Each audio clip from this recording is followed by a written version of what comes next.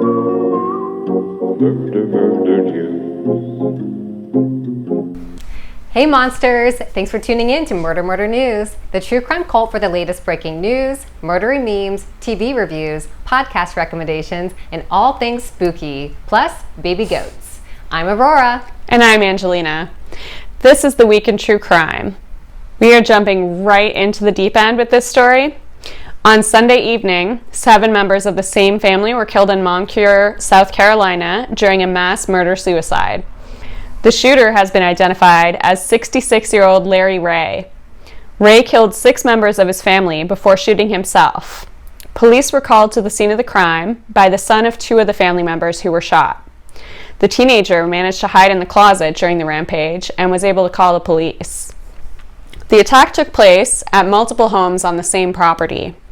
The victims have been identified as Jeannie Ray, age 67, Helen Mason, age 93, Alice Mansfield, age 73, Lisa Mansfield, age 54, John Paul Sanderford, age 41, and Nicole Sanderford, age 39.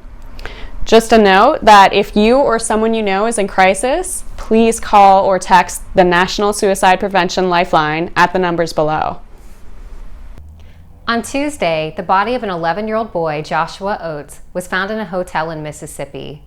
Police believe the child's mother, 33-year-old Latina Oates, was responsible for the child's death. On Wednesday morning, the manhunt began to find Latina and her 2 other sons, 9-year-old Mark and 6-year-old Justin. Police believe that Latina was on her way to New Orleans with her 2 other sons and worried both children could be in danger.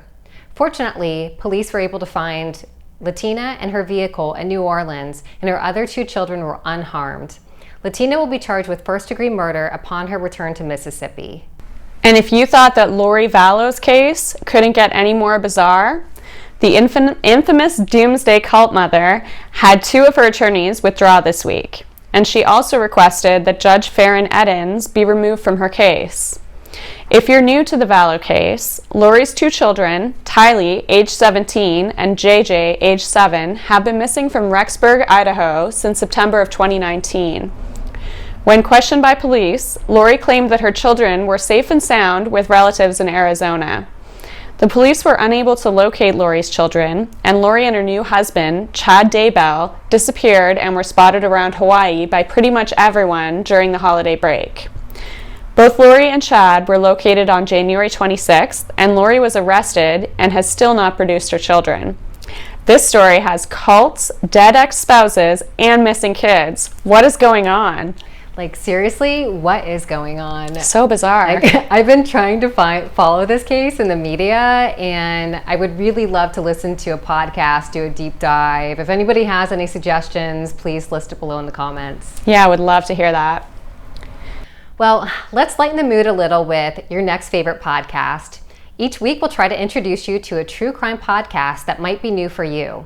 This week, we spoke with Rena from the podcast Handcuffed. We are so excited to have Rena with us with this week's favorite podcast, Handcuffed. On the latest episode of Handcuffed, Rena discusses the kidnapping of London-based model Chloe Eiling by the Black Death Group. It's an almost unbelievable story, so y'all have to check it out. And Rena, thank you so much for joining us all the way from the UK. How are you doing? Hey, I'm very well, thank you. I'm glad that I'm here talking to you today. So I'm quite nervous because this is my first YouTube interview. So just bear with me, guys. Sorry. Well, spoiler alert, it's my first interview too. So we'll get through this together. Well, thank you so much for being our first and for letting us be your first as well. And we want to start with your inspiration. What inspired you to start your podcast? It's so weird because I literally just woke up one day and said, I'm going to start my own podcast because I'm a very huge true crime fan, but I don't usually get the time to debrief with my friends because my friendship group are not into true crime as much as me. And I just got quite tired and bored of talking basically to myself and my imaginary podcast friends about the cases I just listened to. So I thought, why not just start something by myself, something that I truly enjoy, and then see how it goes from there. And I've been enjoying it ever since. Sorry.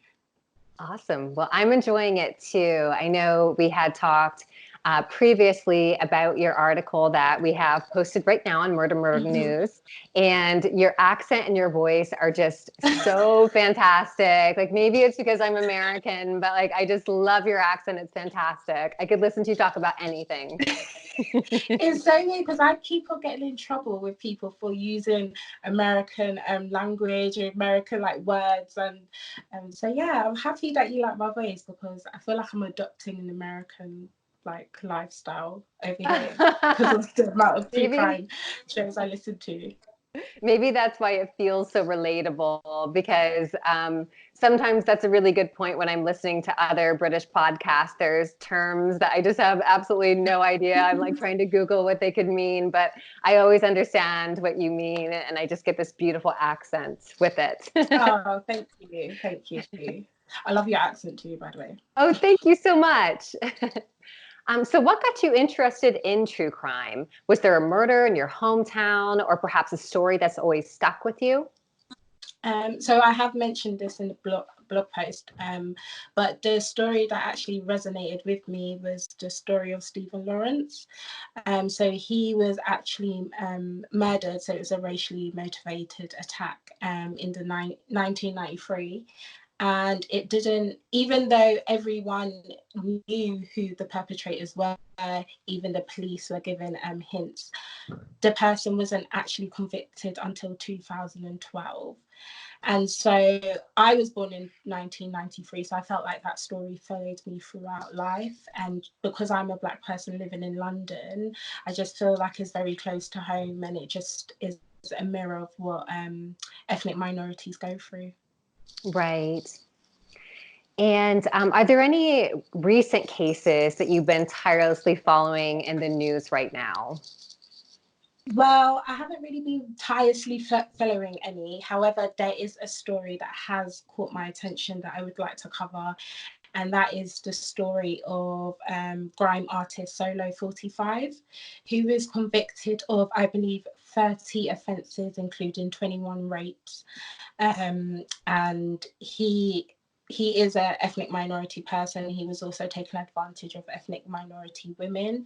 And I just feel like being in that culture myself, in like the Black community, and also I listen to hip hop, I listen to some grime music as well. It's just very interesting to see someone who was a member of a group that I used to follow when I was younger being accused of such heinous crimes.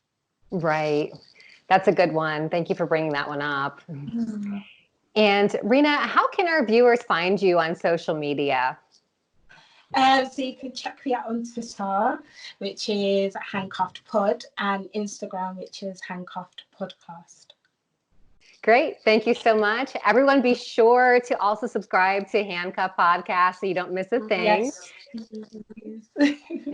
And Rena, thank you so much for joining us today. It's been such a pleasure to have you. Thank you. Since we're all practicing social distancing, let us help you with a true crime TV recommendation. This week, we're watching Lost Girls on Netflix. When 24-year-old Shannon Gilbert comes up missing, her single mother, Mari, is determined to track her down.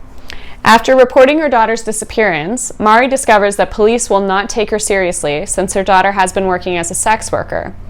Once news breaks that a serial killer has been murdering sex workers in the area, Mari pressures the police to find her daughter and catch the serial killer. Lost Girls is based on a book of the same name written by Robert Kulker, and you should definitely watch it right after this. Be sure to check out MurderMurder.news for our interview with hometown hero Jerri Williams. Jerri is a retired FBI agent who helped expose a $7 million Ponzi scheme during her time working for the FBI. Now that Jerri has retired, her badassery continues as she hosts the super awesome true crime podcast, FBI Retired Case File Review. If that was not impressive enough, she also writes crime novels such as FBI Myths and Misconceptions, a manual for armchair detectives. Definitely think we need to add that to our book list for Monsters Book Club. She also has 2 new books coming out this year. Jerri is so incredible that she recently consulted with actress Jerrica Hinton from the Amazon show Hunters on being a Black woman in the FBI in the 70s. We love you, Jerri. Yeah, she's the coolest. Thanks so much for tuning into This Week in True Crime with Murder News. If you haven't already, hit the subscribe button below, give us a thumbs up, and tell all of your true crime friends. If you need more of a true crime fix, join our commune at murdermurder.news, and don't forget to follow us on Instagram, Twitter, and Facebook. See you next week.